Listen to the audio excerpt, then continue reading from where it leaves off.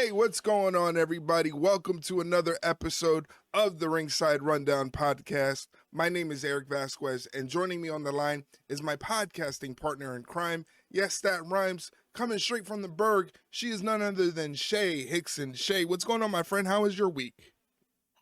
Not too bad. I'm still trying to come down from that emotional high of the weekend. I think we kind of talked about it a little bit last weekend. I got to see Halsey on Friday and Saturday, and Nice, nice. best concerts I had ever seen. And that sounds horribly biased because anybody who's kind of listened to our like get to know us episodes knows that Halsey's been my absolute favorite artist for pretty much a decade at this point. So you always keep saying her, I always keep saying her shows are like the best concerts I've ever seen, and I said the same thing about her last tour. And then we got to this tour and just completely blew it out of the water. I have a couple pictures up on my personal Twitters, so or on my Instagram if you follow me on there. But yeah, it was just a great show, and I'm like, what do you mean I have to go back to work? What do you mean I have to be normal now? Like Isn't that's that the not. fun part? Oh, I hate the post-concert depression is like Yeah. you think it's a dramatic thing. It's really not. It's like, what the fuck? Yeah, I used to. I don't go to concerts or shows anymore. But I did the one double shot. Like you did a double shot, two concerts in one week, and I did that one year for Warp Tour, and I thought my body was gonna shut down. Well, Warp Tour in and of itself is definitely its own like thing. I've gone to one Warp Tour and that was like the very last one at the time. And yeah, Foley almost died of heat stroke that day, Yeah. but it was a good time. Yeah, always gotta make sure you get those $13 waters in you when you go to these concerts. The prices for the food and the concessions is just outrageous. Yeah, and the merch isn't or actually is worse. I Yeah. think the shirts were like $50 a shirt. Oh my gosh. Yeah, did I still buy them? Yeah, but it it's always funny to me to see the wide range depending on like how big the artist is because like Halsey's stuff was $50 and then when my friend and I went to see Spirit Box they were about like 40 and then when that same friend and I saw Hot Milk in Magnolia Park the shirts were like 30. So it's like you can see the wide range of like Right, merch yeah. prices, but did we still spend the money? Yes, because why wouldn't we? But it was worth it though. There you go. Well, ladies and gentlemen, for those of you who are listening for the first time, welcome in. Get comfortable. Hopefully, you have your snacks ready. We are a professional wrestling podcast where we talk about all things in professional wrestling, whether it's AEW, WWE, or any other promotion in the wrestling world that has something going on. We like to talk about it. And the way we like to talk about it is to give you the opportunity to talk to us by asking us questions. So it's all about what the listeners of the show want to talk about. We just don't drown it out with recaps and reviews and talk about the same talking points as everybody else. We give the power to you guys to ask us some questions about what's going on in the world of professional wrestling. We got a lot of interesting questions, both about AEW and WWE. So I'm very excited to talk about it. We're less than 30 days away from All In Texas, which Yeah, which is going to be that whole weekend, by the way, is just going to be outrageous. Okay, wild. yeah, it's going to be crazy because you have AEW All In Texas, and at the same time you're going to have NXT Great American Bash, and Mhm. then later in the evening you're going to have Saturday night's main event, Yep. and then the next day is Evolution 2. Get So those Red Bulls ready. yeah, it's gonna be a crazy weekend of professional wrestling in less than 30 days. I'm excited for it. I don't know what's happening in NXT, what's leading to the Great American Bash show, but we all know what's going on in AEW. I gotta say, as much as we run down AEW for their nonsensical storylines, I don't see them getting beat out by NXT's Great American Bash. The only way I would see them getting beat out is if people didn't want to pay the price for the AEW pay per view. Yeah, which unfortunately that's been a point of contention for quite a while, especially when you have WWE on Peacock or on Netflix, and so you pay way less and get way more, so it's kind of it's kind of tough to see AEW be like, "Hey guys, but we got good wrestling too. You just have to pay the full $60 for Yeah. it." And it's like, and sometimes when pay-per-views don't go so well as you would expect, and then comes the extra layer of anger of I spent $60 on essential trash or just a pay-per-view card full of just matches we should have seen on Dynamite or Collision. And then it starts to get a little dicey at that point. Right. But Yeah, that's the part I'm scared of is I don't want a show full of matches we could have just seen on Dynamite or Collision. I'm hoping that Tony Khan can figure out a way to move away from that.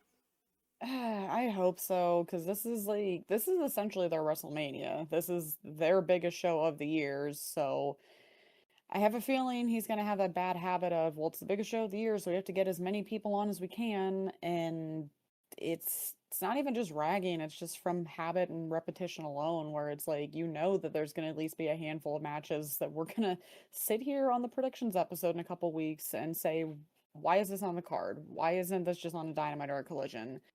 And then after on the recap show, it'll be this shouldn't have been on the card, this should have been on TV, but that's just a habit that AEW clearly doesn't want to break right now, and sure. Well, we're gonna talk about more of that stuff. We got a whole bunch of questions coming in from our friend Mike and your wonderful mother. So we have a lot of questions to go through. Why don't we get to it? Why don't we answer some of the questions? Yeah, let's get these up here. So we're gonna start with mom's questions and comments. And our first one, we're gonna stay on the topic of AEW. What a match between Will Ospreay and Swerve. Water is also wet. You put those two in a match, you knew it was going to be a great match. And what did I say? I felt so vindicated at the end of that match because we literally talked about this because we had a question about it last episode of who was going to win. And I said, I just know AEW is going to do the cop out of it's going to be a time limited draw. And Yeah. sure enough, what happened? It was a time limit draw because they just love that crutch and that broken ankle. So That's the only takeaway that I hated about the match was the time limit draw. I mean, we've seen way too many time limit draws in AEW for my liking. I feel like we need to lessen the crutch of certain things like the time limit draw and like pass out. the pass out finish, no tap out finish. There's a lot of things that the reason they're so shocking and they're so, oh my God, did that really happen, is because we don't see them that often. You know, Yeah. and I mean, my God, why can't we get a definitive winner out of a Will Ospreay and Swerve Strickland match? I feel like Yeah. if anything, we should definitely get a definitive winner out of one of those two. And they could have still done what they did with the ending with the Young Bucks run in and the super kick to the face and all that stuff. And I thought that the backstage interaction with Hangman Page and the Young Bucks, where Hangman Page kind of gave the Young Bucks the business and Prince Nana overheard him, I thought that was a good piece of business and I thought that came across very well. But man, oh, we didn't. If anything, give us. I would have rather them give us a DQ finish rather than jerk our Yeah. chain with a time limit draw just because you don't want to have a DQ finish during this match. Yeah, that's just AEW. It's annoying because AEW has more than one crutch. Like you said, it's the pass out finish, it's the time limit draws, it's the half-ass kind of storylines, but hey, it's a dream match, so it's okay. We'll gut around it. Yeah. Either one of them could have won in this match. And like you said, even a DQ finish. But even if you had to have a definitive winner, neither one of them losing wouldn't have been a problem because you would think most wrestling fans would understand that this is in like the grand scheme of the big save AEW storyline. So it's not like it would really do any harm to either of them. And they both had a great match. Like again, water's wet. You knew they were going to have a great match. So it really was one of those where as a wrestling fan, you watch it and go, you know what? Who the hell cares who wins? Because this is just great. Like Yeah. no one was gonna be mad. Well, I mean, I'm sure some people would have been mad because it's the online wrestling community. Someone's gotta be pissed about something. But Right, but I mean, like I was loving the match, and I was, yeah, you know, and you're right. There's always gonna be somebody that would be pissed about the match, and they were pissed about a certain spot that kind of looked a little too choreographed. a little bit in the spot. But again, it's wrestling fans being fickle and looking for something to argue about.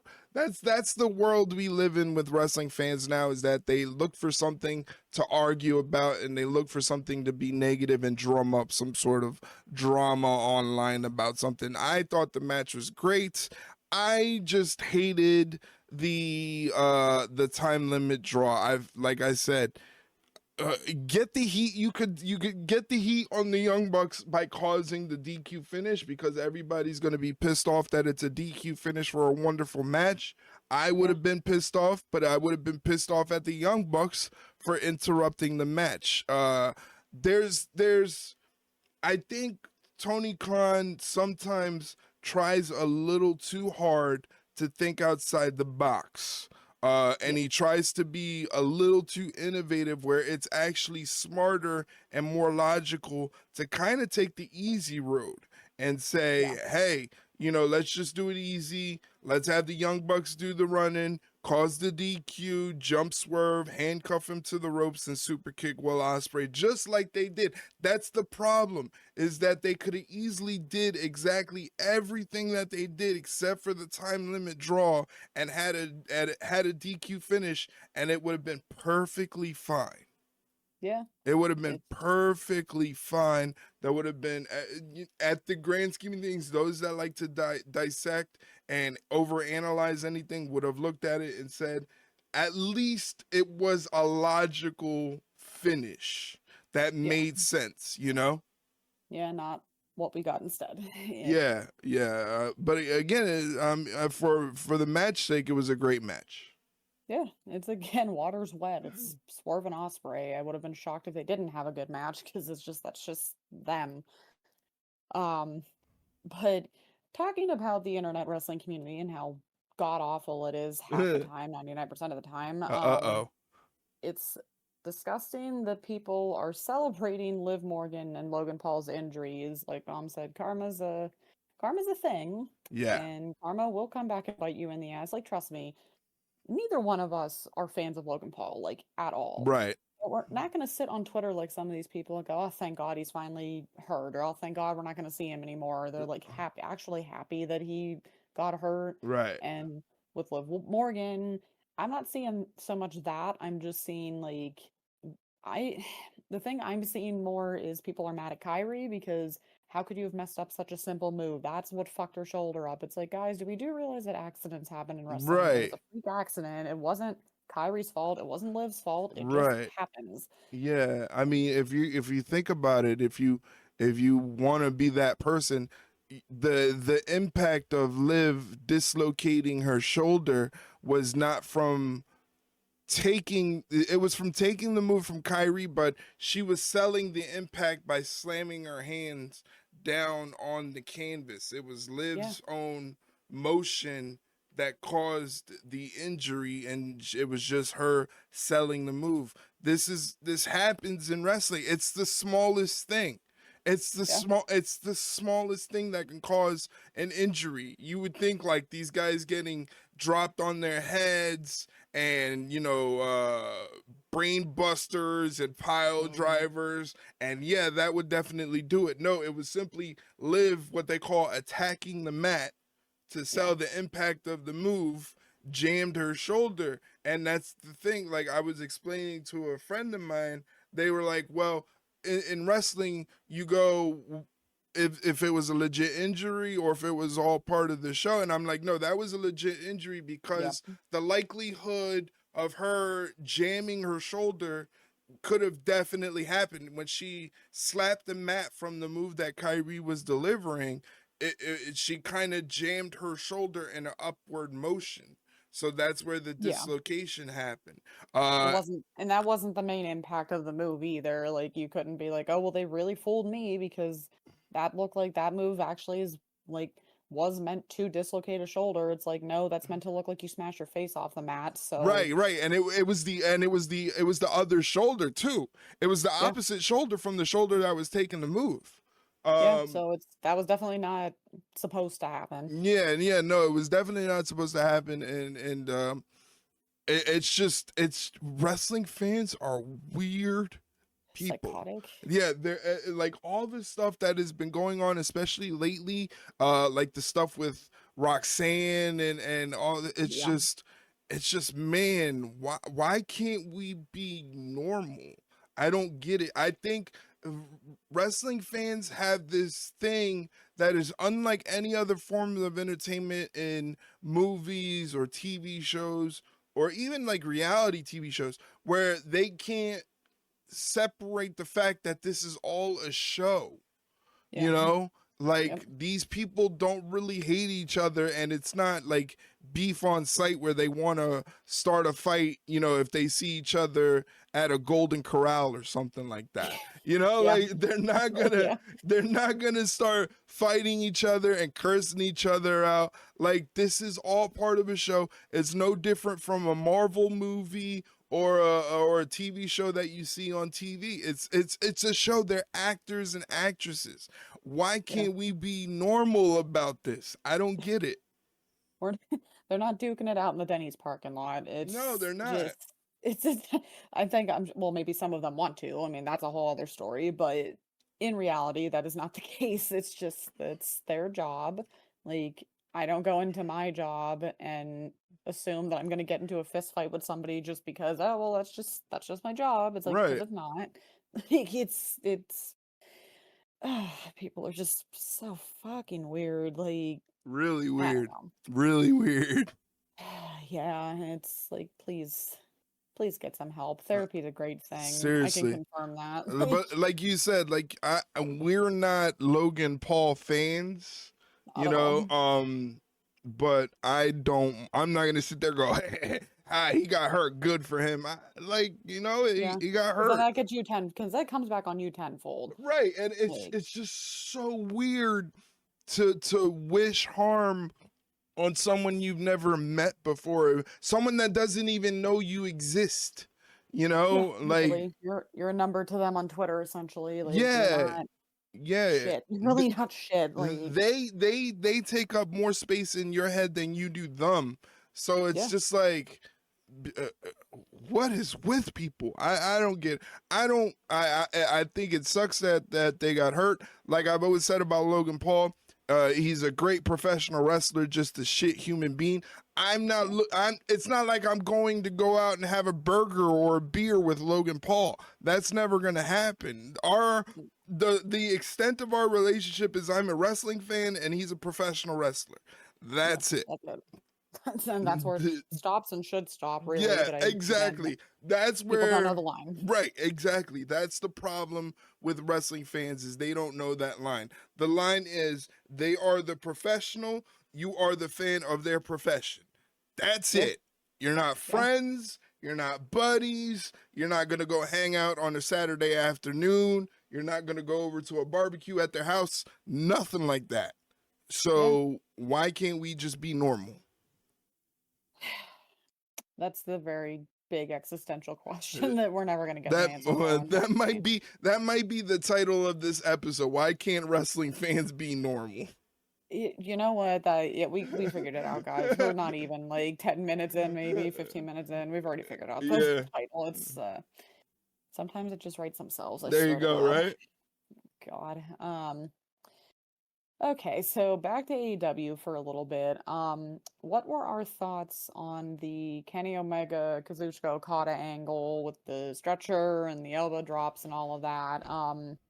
In Mom's opinion, it was a bit much, and she doesn't mind the blood if it's believable. Yeah. Yeah, I sat there and watched that, and when he started spitting up all that blood off the stretcher, I'm kind of just, I wasn't sitting there going, oh God, that's gross. I'm sitting there going, okay, this is a little dramatic. Like, this is kind of, Look at eh, this diva. like, I think you put a little too much fake blood in your mouth there on Right. that one. Like, it's just like, okay, guys, this isn't like a horror movie. You didn't just get stabbed in the stomach with like a pickaxe or something. It's just like, okay, I get where they're going. I get what they were trying to do.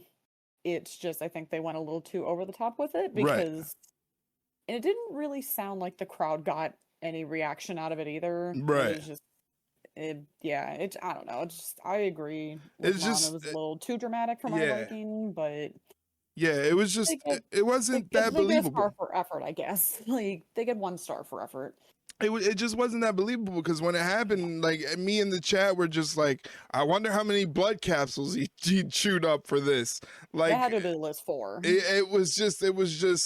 it wasn't even like it wasn't even a grotesque amount of blood or fake blood. It was just that the No, fake blood didn't look believable. no. It almost looked like strawberry jam coming out of his mouth. You Yeah, know, it's not supposed to foam like that. Like yeah, it was just like no.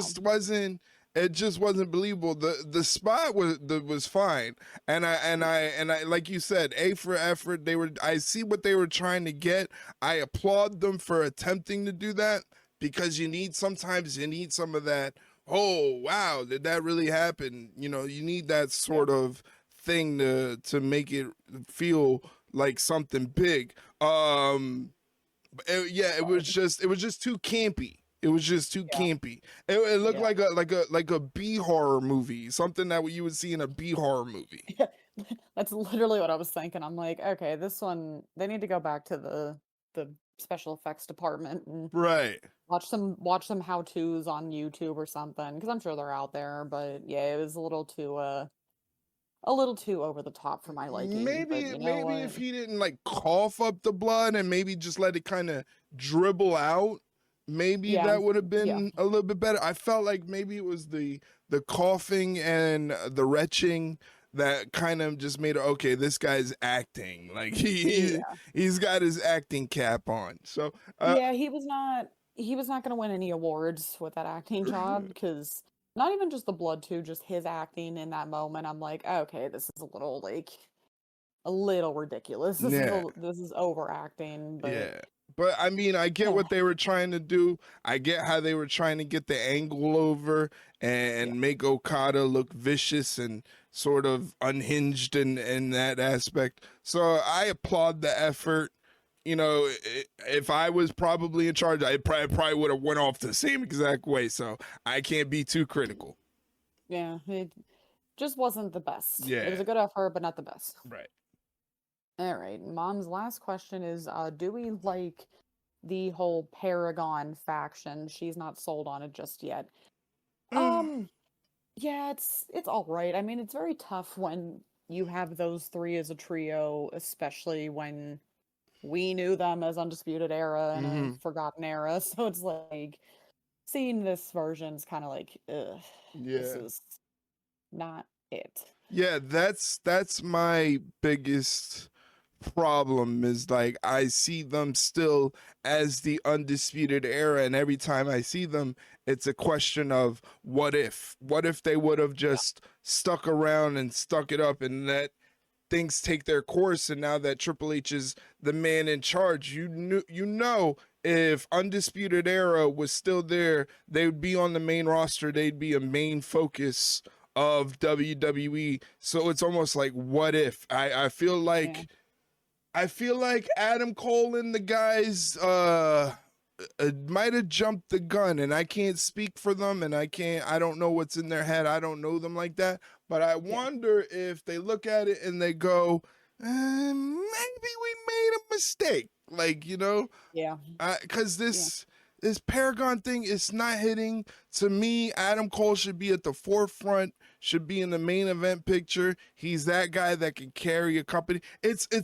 yeah. It's so He's an afterthought. right, but it's so crazy to me that he, he hasn't, his entire existence in AEW has not yet sniffed the main event scene really.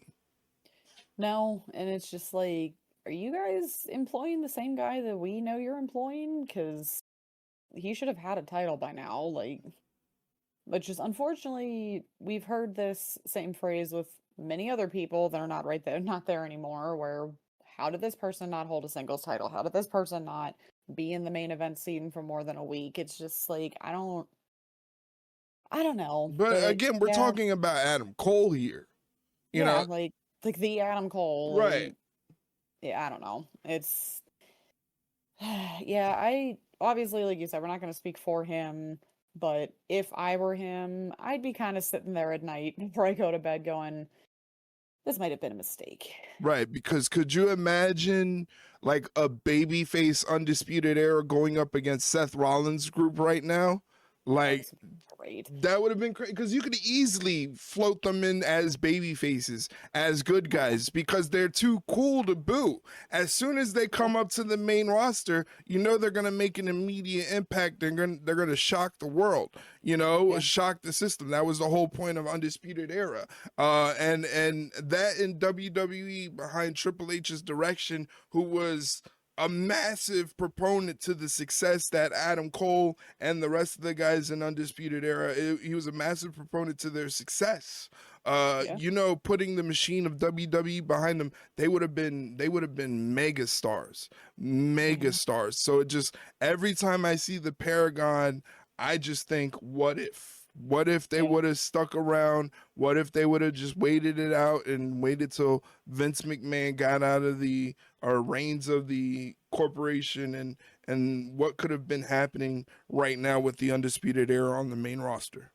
Yeah, what could have been? Yeah. What could have been?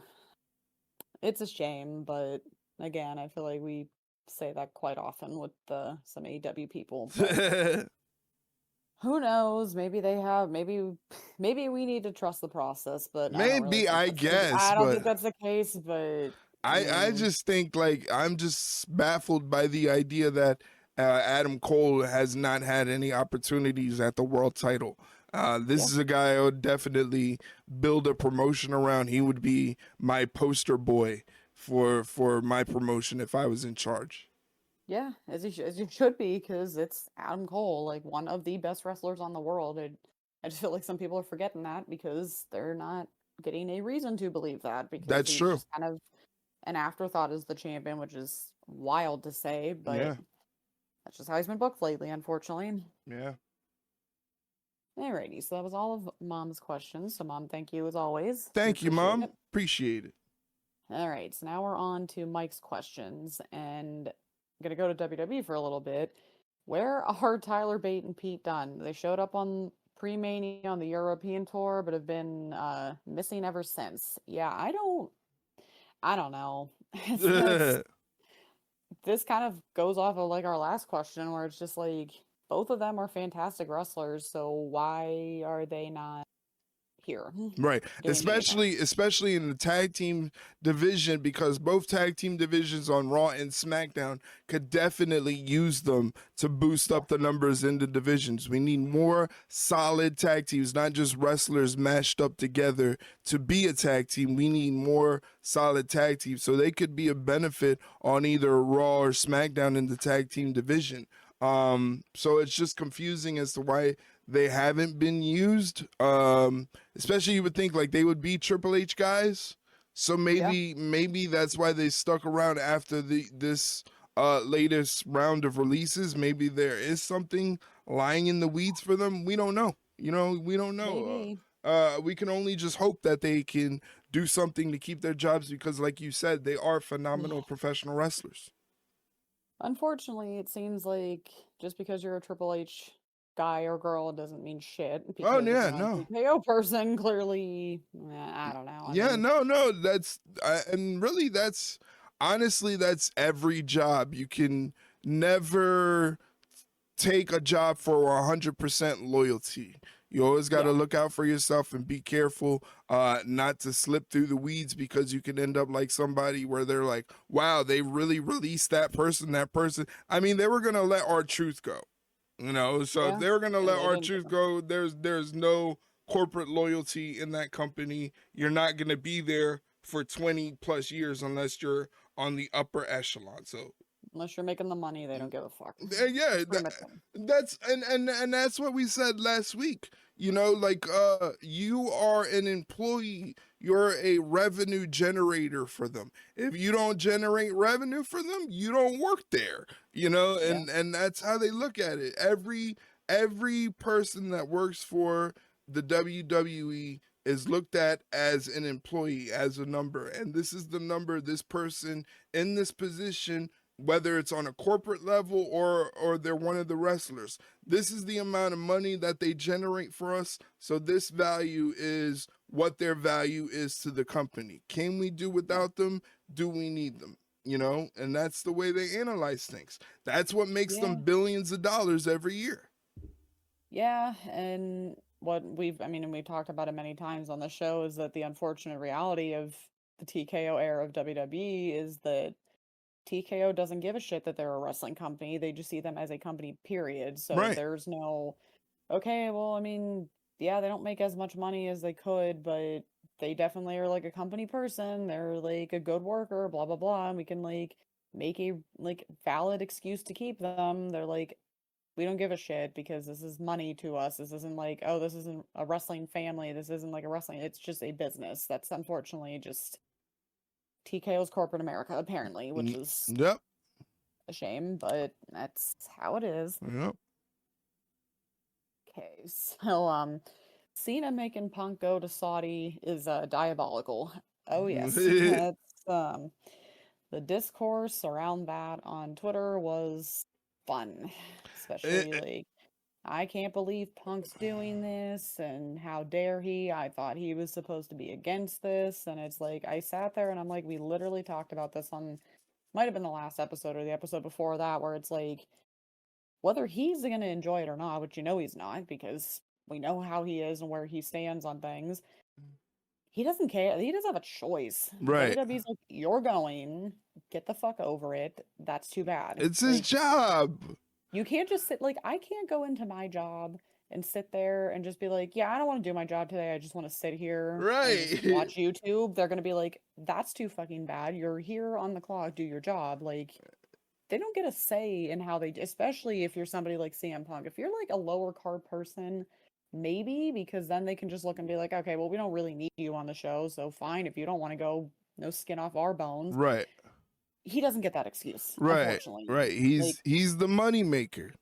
Yeah, and that is a double-edged sword where it's like, yes, you're the most popular person, so yes, you get a lot of the money and fame and whatever, but the other side of that is you're going to do what they tell you to do because they're the ones signing your checks. Right, and I think honestly, because when you analyze this, the reasons for not going to Saudi and not wanting to partake in the Saudi show are justified. If you have that sort of moral compass, they are justified. But you also have to look at it as I'm an entertainer and I entertain a lot of young kids.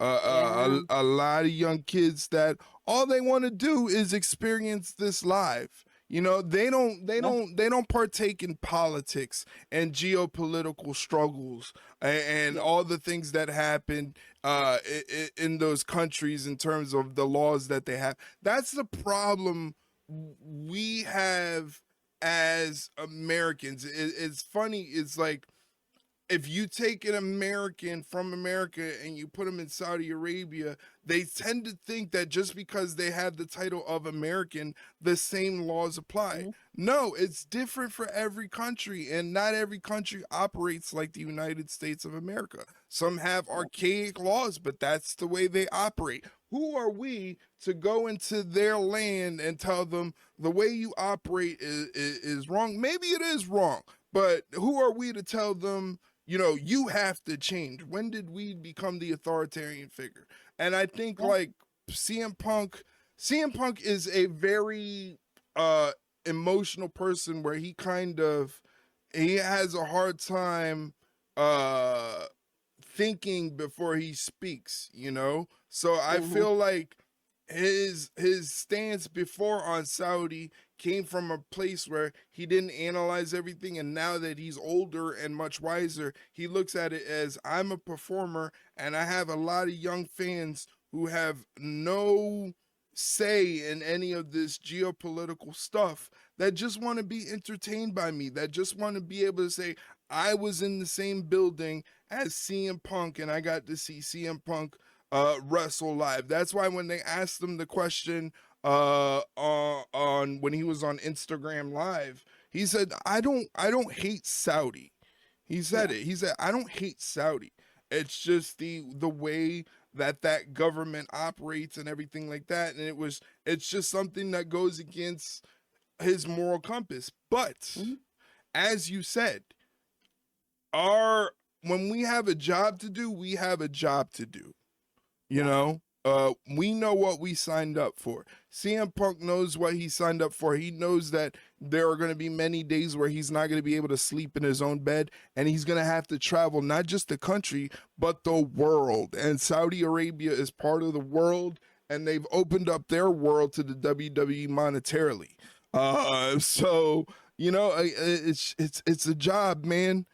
Yeah. It's a job. Yeah. Just go in there, do your job, and if you don't vibe with anything, I guess just stay in the hotel room. Yeah, I guess enjoy the free everything, Yeah, but it's just there's far more like I just don't understand how regular everyday fans, people on the internet, are much more outraged about this than the people involved. yeah, it's very easy when you're not directly involved into it and like in it to act and feel or say one way or the other, but yeah, that's the problem with being on the Twitter box. Yeah, It's that's what it is. very one-sided and very subjective, Yeah, I that's guess. what it But is. That's what it is. We're subjected to everybody's opinion about this. yeah, whether we want to hear it or not. But Yeah. yeah, eh, that's the truth of it, unfortunately. Yeah. I mean, trust me, I don't like it either, but I know that he probably doesn't have a choice. So I mean, it you is you what it don't is, you unfortunately. have to go to work tomorrow. Do you have a choice to either not show up or show up and just not do anything? No, especially when we have production metrics that we have to be signed into all the time. So it's not like I can sit in one, like for example, I can't sit in one singular like task for 5 hours straight because you don't think in about 2 hours my boss is gonna come over and knock on my desk and be like, "Hey, why are you sitting here not doing anything? Yeah. Because you shouldn't be in this task just to sit here." So yeah, it's like you have some leeway in your job, but you also don't have enough leeway where it's like you can call the shots on how you can do your job or not do your job. Right. And It's a very and slippery slope. And the thing is, it's WWE. So, like, if they wanted to, if CM Punk was like, I'm not doing Saudi, you guys can go fuck yourself, they could Yeah. fire him. And Mhm. honestly, people would be enraged for like 2 weeks and Yeah. they'd get over it because CM Punk left one time before and was gone for over 10 years and people eventually got over it, you know? Yeah. Like he said, the spoke on the wheel, unfortunately. Yeah, he Keep said it. going. He said it himself. I am just a spoke on the wheel, just a cog in the wheel on the machine, with or without any of these wrestlers. There's not one Yeah. singular wrestler that WWE without would bring them down and cripple them. It's just not possible. They're a machine that Yeah. keeps going. Yeah. And that's unfortunately corporate America in a nutshell. Like you may think, well, this place won't survive without me. It's like, oh, they will, Oh, they and they will. will continue to. Yeah. And it's just, yeah, that's just the unfortunate reality of just jobs in general. Sorry, guys, I hate to break it to you, but that's just how it is. Yep. Okay, so we're gonna go back to AEW for a minute. So, you and Mike had talked about how Lance Archer sat on the floor for more than he was standing on the apron for the main event tag match on, it was on Dynamite if I remember Right. correctly. Uh so Mike would like my feelings on that. And Yeah. if I was the boss, how would I deal with it?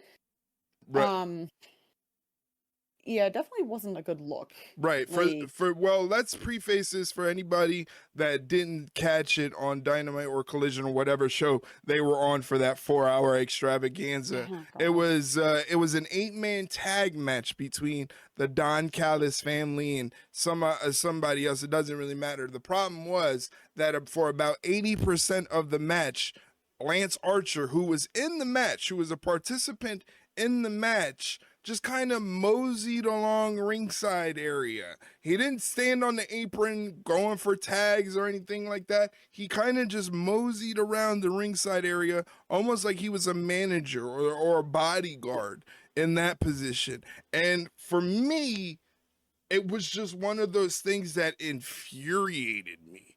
Like Yeah. if I was his boss, like he's getting reamed out when he comes through the back, because it's just like, what are we doing here? I mean, something as simple, you can't stand on the apron and wait for tags. I can understand if there was action happening outside, but there was no action happening outside, and you're just standing there watching the match from the floor. So it just infuriated me to the point that I said, he comes to the back, I'm reaming him out.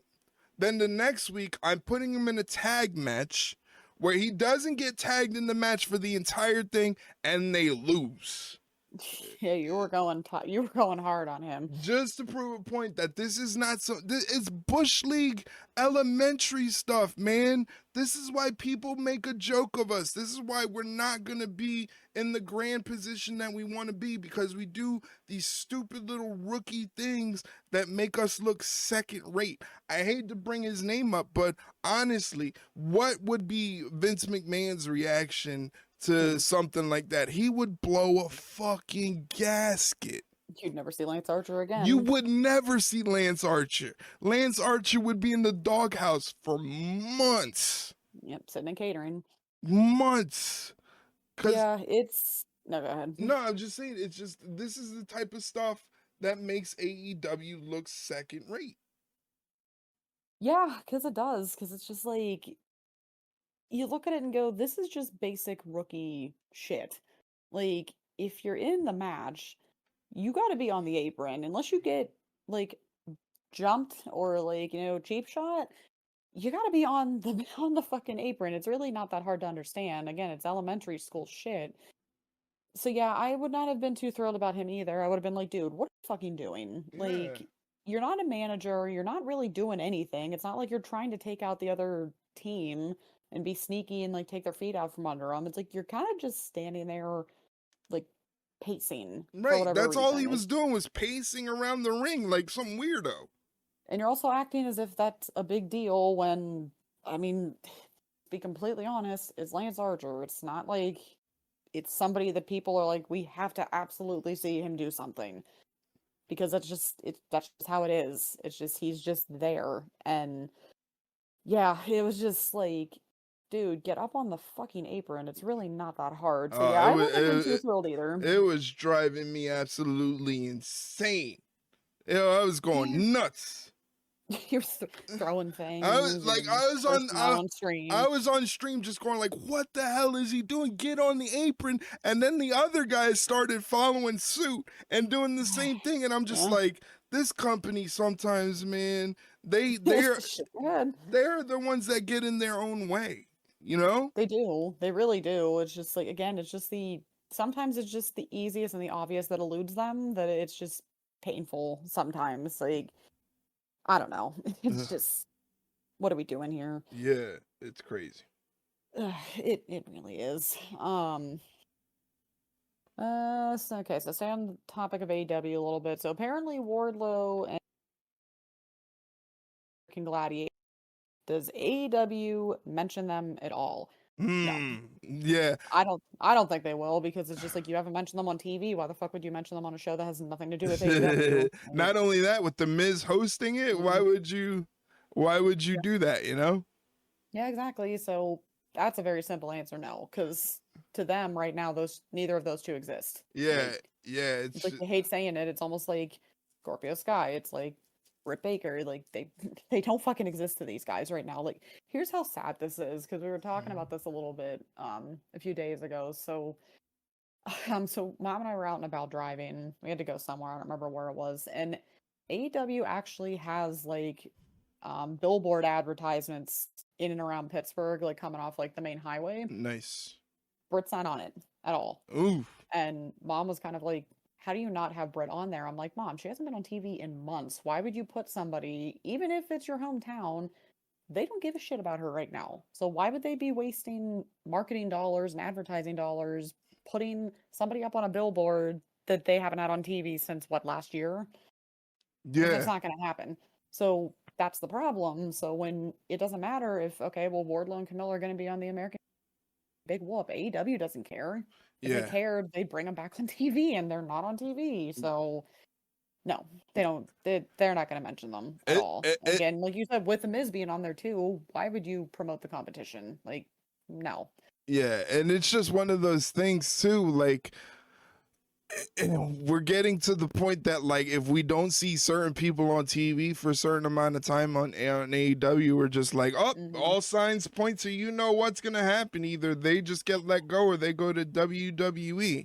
It's starting to become a pattern. We're seeing that now with one DMD. Like everybody's the rumors are starting and they're circulating that she's going to be moving on to greener pastures.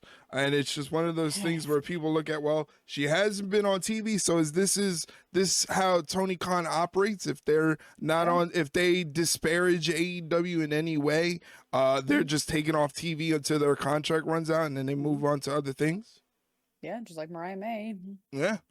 Never showed up after the Hollywood ending, and look where she is now. That's just that's still just weird to me because it's like, what did she do? Like, I guarantee you I know what she did. She went up to Tony Khan and probably was like, look, I appreciate the opportunity, but this was not where I wanted to stay. I mean, I'm sure there was a nicer way of putting it. I'm right. like paraphrasing, where it's just like WWE was always my dream.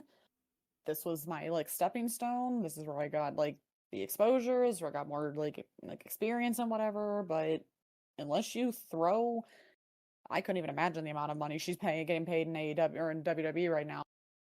Nah, So, she's definitely getting paid good money for sure.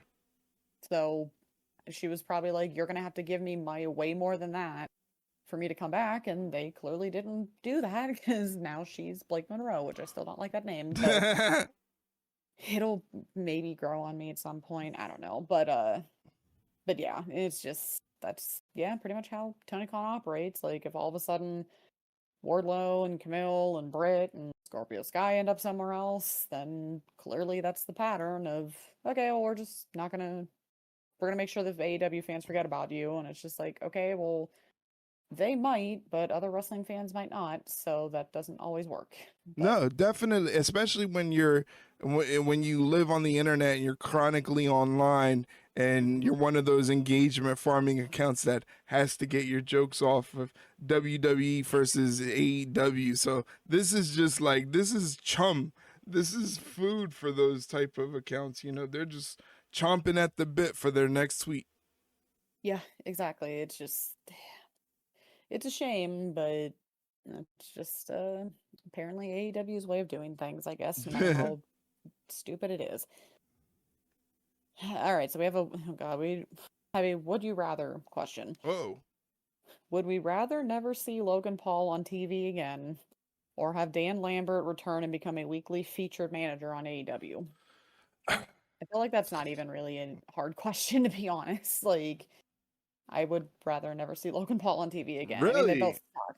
They're both terrible because it's just like, well, you pick either you don't see Logan Paul on your TV or you have Dan Lambert, and it's like, I mean, they both, like I said, they both suck. They're both terrible. It's just, I mean, I guess the mute button exists regardless. So It's just so crazy. Like, well, and I think it's more infuriating, like we always say with Logan Paul, where it's just like, I hate the fact that you're a good wrestler because I have to admit the fact that you're a good wrestler, or right. I just sound horrendously biased. You're a shit person, but you're a great wrestler. Dan Lambert's just annoying. So it's just like that. Again, there's a mute button for that, and nobody likes him. So it's like there's no that's the general consensus. So yeah, I'd rather just not have Logan Paul on TV because then I don't have to admit that, well, he's a good wrestler, but it's just like you don't have to do those. I mean, I hate to give it to him because there is no, well, I hate to give to Dan Lambert because it's not like he's the Paul Heyman of his generation because he's far from it. So, yeah, no, just get Logan Paul off my TV. No, I said it. The thing about Logan Paul is In the beginning, like I said, I was willing to be like, I'll overlook his outside antics because he's a great wrestler. But then it dawned on me like, WWE is chocked full of great wrestlers.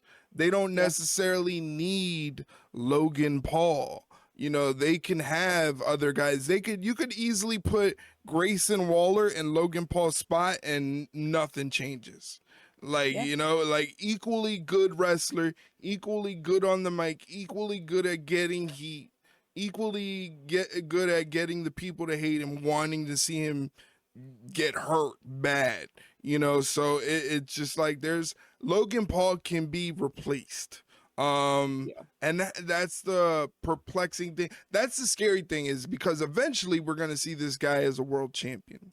I I Yeah. I, I honestly think I don't see a situation where like 5 years down the road he hasn't had a world title.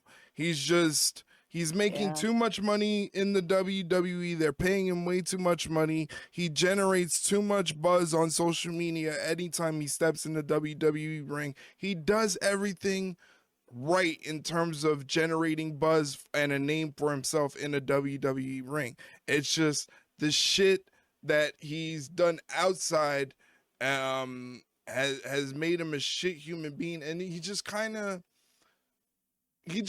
has that vibe to him. Like if you're not on his financial level, like you just can't You're beneath vibe. them. Yeah, you can't really vibe with him. Like he's not a guy. He's the guy in high school that I was just like, I really didn't like. You Yeah. know, Yep. he's just like that guy that over obnoxious, loud. I'm the shit. Look at Hmm. me. Like it's just like I don't vibe with people like that. So I think No. that's just what it is. It's like his persona. Like in wrestling, if you're old enough, you can differentiate the wrestling persona from the person, and you could say, "Oh, they're just acting." I don't see that with Logan Paul. No, that's just him, which Yeah, is that's just him. ugh, it's just Uh, something else. So get him off the TV. That would be great. I'm just saying I am being real with myself and realizing that in about 5 years he's definitely going to be holding a world title. They wouldn't if that wasn't the plan. They wouldn't have let him sniffed it against Jey Uso, and they let him sniff it Yeah, against Cody Rhodes. So like he's definitely on that trajectory. unfortunately, but let's not think about that now. Let's just pretend like that's never going to happen. But it's going to, whether we like it or not. It's just great.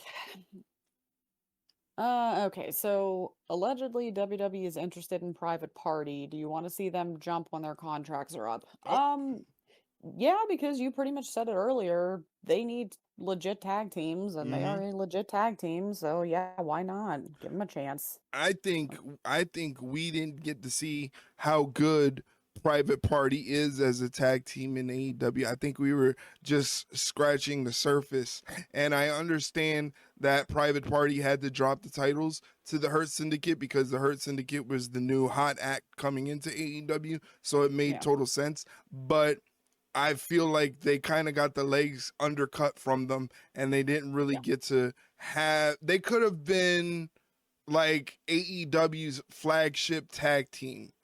You yeah, know, I would yeah. have put them Started from the beginning. right. I would have made them like this is our flagship tag team. This is who we mold the tag team division around because like you said these guys are a legit tag team. They're not just two wrestlers mashed together to be a tag team.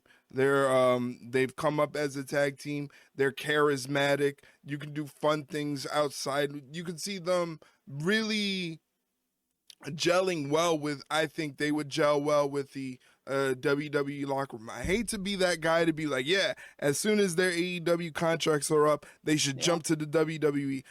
yeah, but I don't want to be that guy.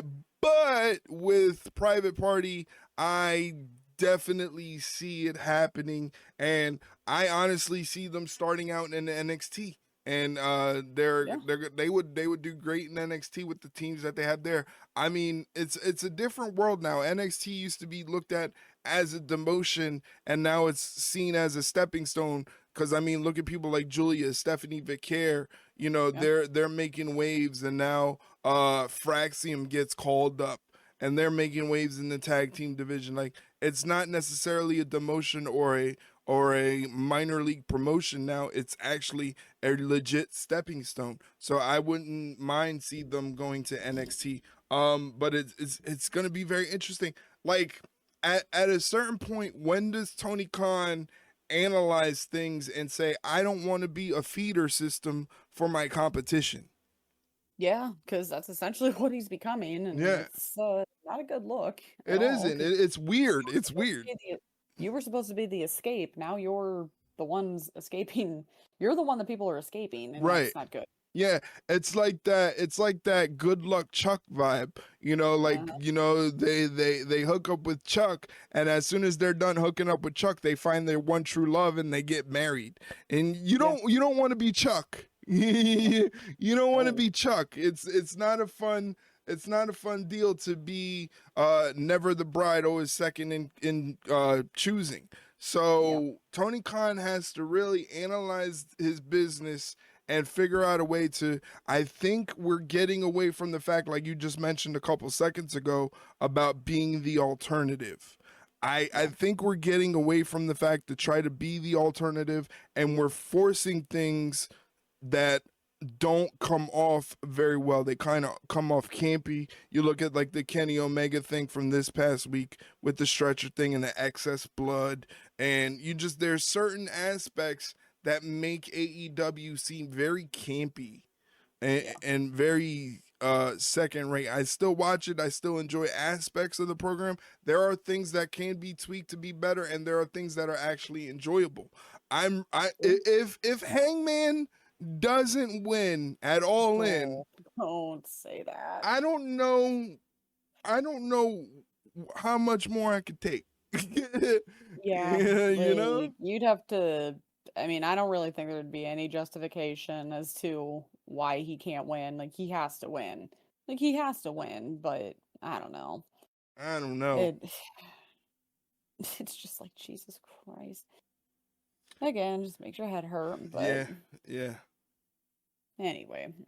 All right, so our last question of the night is the new hot topic, and unfortunately AEW's and lines for the wrong reasons yet again, because the company and John Moxley are being sued Mm. for negligence from a camera guy when Moxley shoved him during a match. So for the people who don't know what happened, apparently somebody who they said doesn't work for AEW, if I remember reading it correctly, he doesn't work for AEW, but it's like kind of like an independent contractor for them or something, or worked for like a company that was employed by or was like brought in by AEW, so they like sublet, I guess would be the thing, or I don't know what the right word is. So he comes in. It was during that cage match back in 23 with Moxley and Kenny, and Moxley shoves this camera guy down, and like this guy ended up needing like I think they said um like fusion Yeah, surgery like on his neck sir. and his shoulder. Yeah, that's the Yeah. craziest thing, because I did you see the clip? Because the clip of the Yeah. incident happening floats around on Twitter. It's crazy that that shove apparently caused all these issues for this guy. You Yeah, know? and it's yeah, it took him a while to like sue them, but I'm sure when it comes to the legal system that nothing ever happens overnight Right. because it's the legal system. It's never going to be like quick, unless it has to be.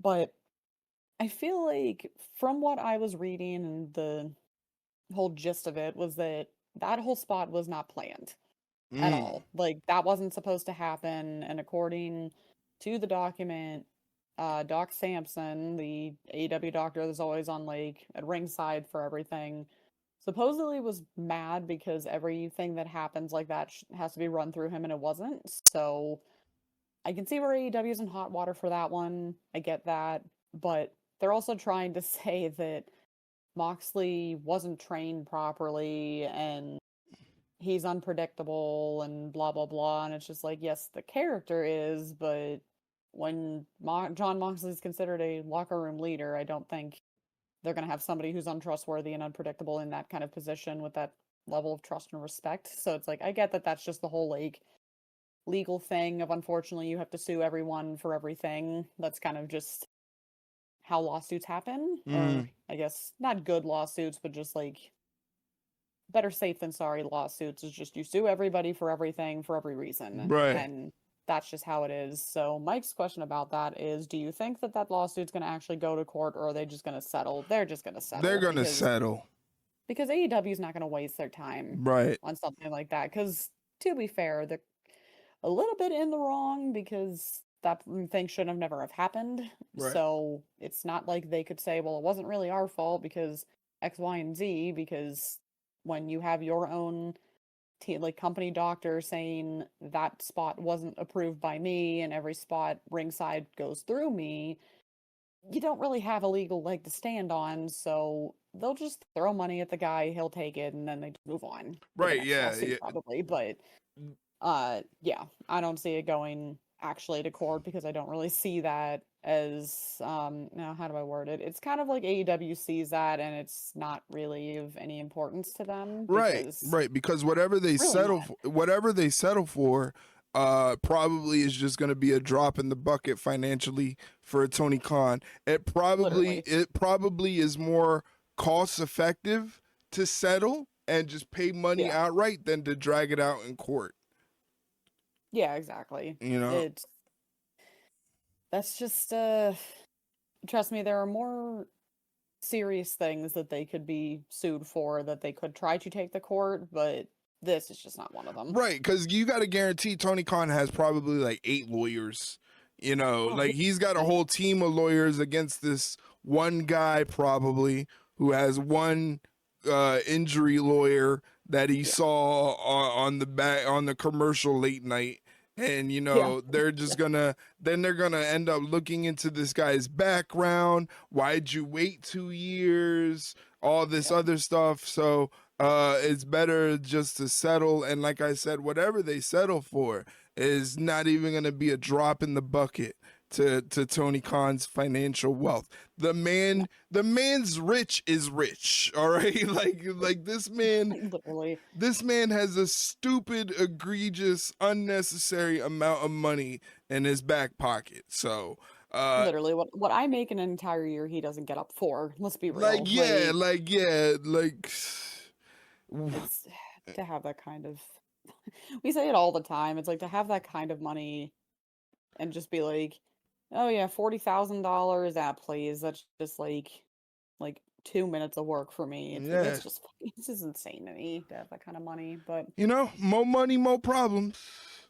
Yeah. I feel like that's like goes both ways though, where it's like, yeah, you would probably have some more issues if you had money, but I feel like there's always that weird thing of like, well, you can't be unhappy if you have money, and it's just like that's not entirely true, but I feel like you also have the means to do things that make you more happy. Right. But it's either then again, that's a whole existential thing we don't need to get into tonight. But yeah, no, they'll just settle, they'll give him like, I don't know, we'll just say like $2.8 million or something. Imagine. And then he just takes it and goes away and nothing ever happened. Like that's literally what's gonna happen. John Moxley could freaking brainbuster me for 2.8. Yeah. I would do the most outrageous thing for that amount of money to settle out of court for. So you know, again, it's Tony Khan. The guy's got money. His money's got money. You know, so like he's rich, man. That's what you get away with when you're rich. When they say more money, more problems, you got money to pay for the settlement out of court, but now everybody is gonna look and nitpick for a way to sue you. So that's the cause and effect of having a lot of money. And that's what they mean by more money, more problems is you got a lot of money to pay for these settlements, but now everybody's going to look for a reason to sue you for some reason. Somebody in the crowd that's going to go to an AEW show is going to get bumped off their seat in the front row because a guy went over the barricade, and that's an easy $1.5 billion right there. Yeah, pretty much. It's just Uh, If Tony was smart, he probably should have just offered the guy hush money right from the get go, right when it happened, right then yeah. and there. Because, I mean, look at WrestleMania and Stone Cold with the ATV incident. That lady Jesus, got that lady got knocked over. She was pissed, but we yeah. don't hear anything about it. Nobody's Uh-uh. getting sued. She Nobody's got going. signed memorabilia and some like tickets to another show and said, "Okay, now shut up and get out of here." That was pretty much what happened. Really, is that true? Is that really what they gave her? No, but I mean, I don't know if it is, but I I'm was gonna gonna be say that would surprised be if it is. crazy. Could you imagine though? They probably are just like, "Yeah, sorry about that. Here's insert whatever here. Please don't sue us." And Yeah, that's they exactly what weren't. happened. That's exactly what happened. And Hey, then that's run me over with an ATV then. If that's what you're gonna do, then give me the money or give me whatever and fine. Take me man, out. you're gonna see me in the front row of WrestleMania every year. You'll be the green shirt, the new Yeah, green I'm shirt gonna be guy. the new green shirt guy. Everybody's gonna want to know my backstory. God, he's not there one show and everybody just loses their mind on Twitter. Like, why is he not there? It's This is like not it's gonna be a sad. good show without green shirt guy in the front row. Literally though. It's wild. It is what it is. But anyway, so that is all of our questions for tonight. All right, we finally made it to the very end of the show. All right, good night, guys. See you later. No. Bye. No, just kidding, just kidding. We got to let you know that this podcast is available all across the board on the internet. Whatever podcast platform you use, all you have to do is search Ringside Rundown and you can hit the subscribe or follow button, whatever the platform asks of you, and you will never miss an episode of the Ringside Rundown podcast. If you're catching a clip or you're listening to this randomly and wanting to know how can you get it on your platform of choice, just DM us what platform you use, whether it's Twitter, Instagram, or Facebook, and we will get you a link to the podcast on that platform on a silver platter. But you have to give us back the silver platter because it belongs to Shay's mom, and she was once a stunt double for Dolph Lundgren in Rocky. So Yeah. you know she's got the hands. You know she's Oh got the yes. hands. So it's best that once you use up that link on that silver platter, you give us back the silver platter so we can give it to Shay's mom and keep her happy. That's what we want to do. Yes, please. For my sake. Yes, but the show is available on places like Apple Podcasts, Spotify, iHeartRadio, Audible, Amazon Music, and again, wherever you listen to podcasts. If you don't have a platform, you can always find this on YouTube. If you go to our YouTube channel, youtube.com/at Ringside Run Pod. We are 5 subscribers away from 1,700 on YouTube. It's wild. Yeah, This is insane to me. it is wild. It is really, really, really wild. But go ahead and, like I said, if you don't have a platform that you listen to podcasts, you can always check this out on YouTube at Ringside Run Pod. And like I said, we're all across the board on social media, Twitter, Instagram, Facebook at Ringside Rundown. So make sure you follow us on those platforms so that you never miss an update for the Ringside Rundown. We're also available on TikTok if you like short form content, Ringside_Rundown. And every Monday, Wednesday, Friday, and Saturday, I do live watch along streams on Twitch and TikTok. So if you like watching Monday Night Raw with me, you want to watch SmackDown, AEW Dynamite, Collision, whatever have it, you can find me on Twitch during those shows, twitch.tv/Ringside Rundown. Also live streaming on TikTok, so you can come follow along and have a lot of fun with me. Now, I know Shay has a new spot where you can go hang out with Shay. Let them know where they can find you, Shay. Yeah, I kind of over the weekend realized that when you have as many interests as I do outside of wrestling, it's kind of tough to put all of that plus the podcast stuff on one singular Twitter account. So I made the decision. I kind of am stealing Eric's gig a little bit here. I now have a wrestling Twitter account, Uh-oh. and I fully also stole his username a little bit because I figured it's continuity's sake. You might as well just it makes sense. So if you want to go follow me about all my wrestling stuff and all the podcast stuff, hopefully if we get enough traction on it, you'll find me at Shay Ringside _. So essentially Eric's Twitter, just with my name instead. Yeah, So she stole my gimmick. I mean, you have the followers though. I have. We're working on that right now, that but that's a lot of blood, sweat, and tears right there. it's great. It's That's just what like I just need to retweet stuff and that's it. Like right. just That's back in that account started back in 2013, where Twitter wasn't such a shithole for wrestling, and it was really like it was really fun when I started that Twitter account in 2013 when I first jumped into wrestling media. Now it's like I use that account to like retweet stuff because I can't yeah. just deal with the discourse of everything that is happening on Twitter and on the internet when it comes to wrestlers. And today it's going to be Kyrie Sane. Tomorrow it's Ooh. going to be CM Punk. Then it's going to be, I don't know. They're just going to move on wrestler to wrestler, and they're just going to be fickle about everything. So I limit the amount of wrestling speak that I do. But that doesn't mean that you can't come talk to us. If you come talk to us directly, you're definitely going to get a response from us, and we're definitely wanting to talk to people. It's just we don't go out and seek it because, as we've been saying throughout this entire episode, wrestling fans are unhinged. They're not normal people. They're Mm-mm. not, They really aren't. they're not normal people. They are strange individuals. So that's why I kind of limit my interaction. I don't really go out seeking things. I'd rather it come to me. Me too. It's just like, uh, it's it's tough. It's It's just tough. tough. It's like just let us enjoy things. That's it. Like that's all we need. That's all. That's all it is. Well, guys, thank you for listening to the episode. Hopefully, if you get a chance, you could pass it along to your other wrestling friends, and let them know that there's a wrestling podcast out there for other wrestling fans that they can be a part of and ask questions. Don't be afraid to ask us questions, whether it's one question or 5 questions. It doesn't matter. Be a part of Yeah. the episode. Ask us what's on your mind in wrestling, and we could talk about it, and we develop content that way. So, is it Yeah. a help to us? And we like to help you have a platform to be a wrestling fan. Yeah. What more can you ask for, right? All right. Well, guys, thank you for listening to the episode. We'll be back next week with another episode of the Ringside Rundown podcast. For Shay Hickson, my name is Erik Vasquez. Thank you for listening, guys. Take care. See you later, guys.